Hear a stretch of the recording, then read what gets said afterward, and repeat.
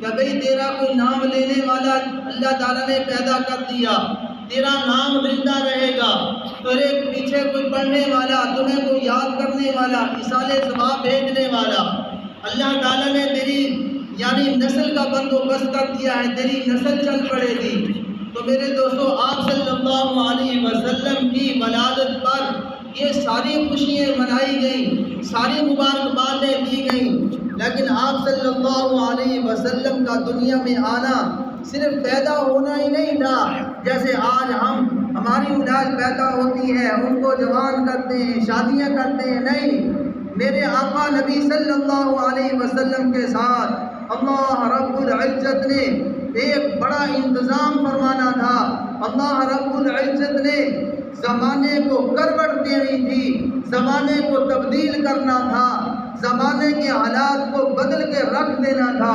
تو میرے آقا صلی اللہ علیہ وسلم کی ولادت کا مقصد یہ تھا کہ آپ صلی اللہ علیہ وسلم کے آنے سے زمانے نے کروٹ لینی تھی، زمانے نے بدلنا تھا، زمانہ اندھیرے میں تھا، روشنی دینی تھی، زمانہ جہالت میں تھا، زمانے کو علم کے چراغ، علم کے چشمے بہانے تھے، زمانہ جو تھا وہ ظلم اور مظلومیت کی چکیوں میں پس رہا تھا۔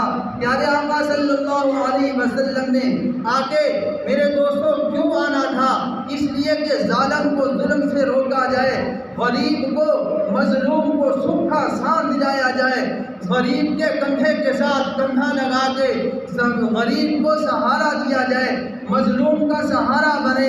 پیارے آقا صلی اللہ علیہ وسلم کے دنیا میں آنے کا مقصد یہ تھا۔ پیارے آقا صلی اللہ علیہ وسلم نے بچپن گزارا، پھر جوانی گزاری، پھر شادی ہوئی۔ میرے دوستوں، وہ وقت آ گیا کہ جس کے لیے آپ صلی اللہ علیہ وسلم کو اللہ تعالیٰ نے دنیا میں بھیجا تھا، وہ مقصد اور وہ انقلاب آپ صلی اللہ علیہ وسلم کے آنے سے جو برپا ہونا تھا، اللہ رب العزت نے 40 سال کے بعد غار حرا میں پیارے آقا صلی اللہ علیہ وسلم کے سر پہ تاج نبوت سجاتے ہیں۔ میرا محبوب پہلے محمد بن عبداللہ کہلاتا تھا، عبد المطلب کے پوتے کہلاتے تھے، اور سارے اسی نام سے یاد کرتے تھے کہ یہ آمنہ کا بیٹا ہے، عبداللہ کا ذکر یتیم ہے، عبد المطلب کا پوتا ہے، ابو جہل ابو طالب کا یہ بھتیجا ہے۔ تو میرے دوستوں، سارے اس طرح آپ صلی اللہ علیہ وسلم کو یاد کیا کرتے تھے۔ پیارے آقا صلی اللہ علیہ وسلم نے جا کے غار حرا میں ڈیرے لگا دیے، اللہ تعالیٰ کی طرف توجہ شروع کر دی۔ آپ صلی اللہ علیہ وسلم کو سہانے خوبصورت اچھے خواب آنا شروع ہو گئے۔ پیارے آقا صلی اللہ علیہ وسلم وہاں جاتے تھے، اللہ کو یاد کیا کرتے تھے۔ میرے دوستوں، وہ وقت آ گیا جس کے لیے اللہ رب نے آپ صلی اللہ علیہ وسلم کو آدم علیہ السلام سے لے کر حضرت عبداللہ عبد المطلب کی پشت میں محفوظ فرمایا تھا۔ وہ روشن چراغ، وہ سراج منیر میرے دوستوں دنیا میں تشریف لایا، اور جس مقصد کے لیے آئے تھے پیارے آقا صلی اللہ علیہ وسلم کو اللہ تعالیٰ تاج نبوت پہناتے ہیں، نبوت کا تاج سر پہ سجاتے ہیں۔ آپ صلی اللہ علیہ وسلم غار حرا سے اقرأ بسم ربک الذی خلق کا سبق لے کے میرے دوستوں لوگوں کے سامنے آتے ہیں۔ اللہ حکم فرماتے ہیں، محبوب آپ کی ولادت پر خوشیاں کی گئی، آپ کو لوگوں نے بڑے بڑے اچھے القاب دیے، آپ کی بڑی تعریفیں کی گئی، لوگ آپ کو بڑا اچھا سمجھتے ہیں۔ آج پتہ چلتا ہے کون تیرے ساتھ محبت رکھتا ہے۔ جا کے فرعون کی چوٹی پر چڑھ کر لا الہ الا اللہ کی سنا دے، صدا بلند کر دے۔ جس مقصد کے لیے میں نے تمہیں آدم علیہ السلام سے لے کر عبد المطلب کی پشت میں محفوظ رکھا تھا، آج وہ وقت آ گیا ہے، آج تیرے اظہار کا وقت آ گیا ہے۔ جا کے لوگوں کو اس کلمے کی دعوت دے کہ لا الہ الا اللہ تفلحون، کلمہ پڑھ لو گے تو کامیاب ہو جاؤ گے۔ میرے دوستوں، وہ مہینہ بھی ربیع الاول کا، تو دو کام ربیع الاول میں سب سے پہلی محبوب کی ولادت کا مہینہ بھی ربیع الاول ہے۔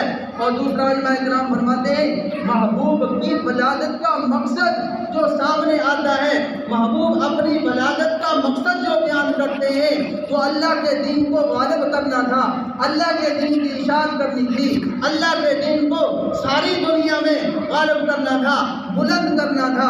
میرے دوستو وہ مقصد بھی اللہ رب العزت آپ صلی اللہ علیہ وسلم کو اللہ تعالیٰ اسی ربیع الاول کے مہینے میں عطا فرماتے ہیں۔ یعنی نبوت بھی ولادت بھی اسی مہینے میں ہے ربیع الاول میں، اور آپ صلی اللہ علیہ وسلم کو جو تاج نبوت ملتا ہے، سر پہ نبوت کا تاج سجایا جاتا ہے، وہ بھی ربیع الاول کے مہینے میں۔ اس مہینے میں ربیع الاول کے مہینے میں آپ صلی اللہ علیہ وسلم کو نبوت کس مہینے میں ملی؟ ربیع الاول کے مہینے میں۔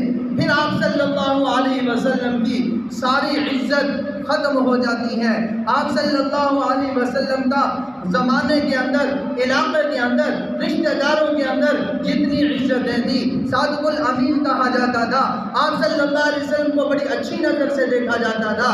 لیکن جب مقصد ولادت بیان کرتے ہیں محبوب، میرے دوستو وہی ابو لہب جو ایک انگلی کے اشارے سے خوشخبری دینے والی لونڈی صہیبہ کو آزاد کرتا ہے۔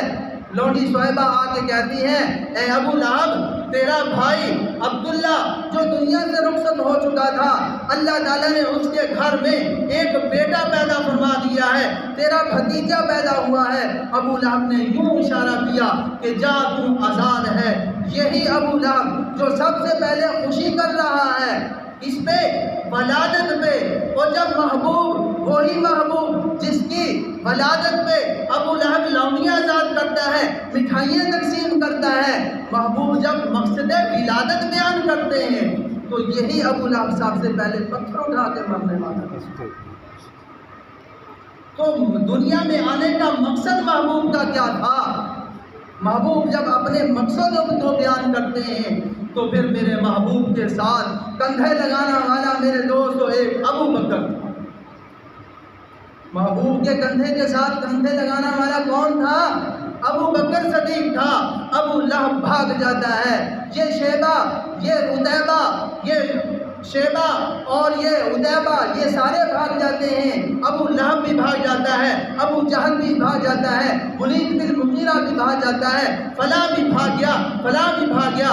ابو بکر نے دوسری کا حق ادا کر دیا کہ محبوب نے جب اپنے آنے کا مقصد بیان کیا کہ اللہ نے جو مجھے اتنی پشتوں میں محفوظ رکھا ہے، آج اللہ نے مجھے دنیا میں بھیجا ہے، آج میرے اللہ مجھے حکم دیتے ہیں جا اپنے آنے کا مقصد بیان کر دے، اپنی ولادت کا مقصد بیان کر دے۔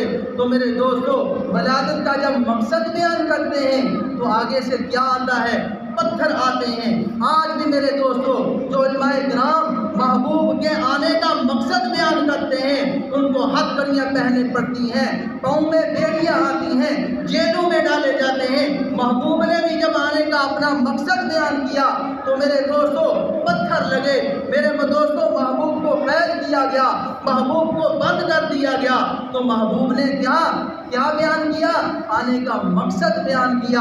آج بھی جب ہم کہتے ہیں کہ محبوب کے آنے کا مقصد بیان کرو، محبوب کے آنے کا مقصد یہ ہے کہ اللہ کے دین کو غالب کرنا ہے، سارے گناہوں کو چھوڑنا ہے، سود بھی چھوڑنا ہے، زنا بھی چھوڑنا ہے، حرام کاری بھی چھوڑنی ہے، جھوٹ بھی چھوڑنا ہے، ناپ تول میں کمی بھی چھوڑنی ہے۔ محبوب کے آنے کا مقصد یہ ہے۔ جب یہ مقصد بیان کیا جاتا ہے تو چودھری صاحب کہتا مولوی صاحب بس وہی گل کریا کرو جہدے نال ساڈا ہاضمہ درست رہے، جہدے نال ساڈا ہاضمہ درست رہے، جہدے نال ساڈے ماحول تے اثر نہ پوے، جہدے نال سانو یعنی ساڈی کوئی دین دے مقابلے ساڈی کوئی گل بات نہ آوے، وہ گل بیان کریا کرو۔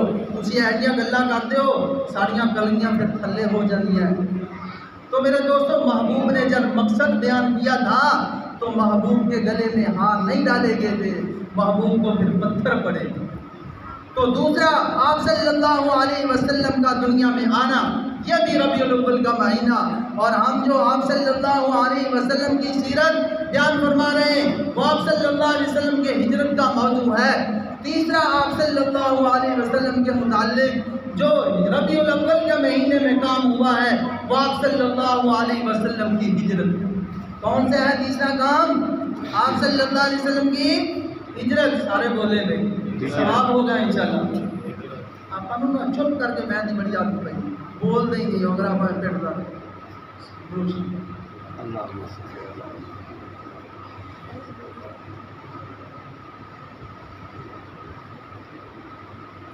تو ہجرت علماء کرام فرماتے ہیں جیسے اللہ رب العزت نے اپنے محبوب کو 27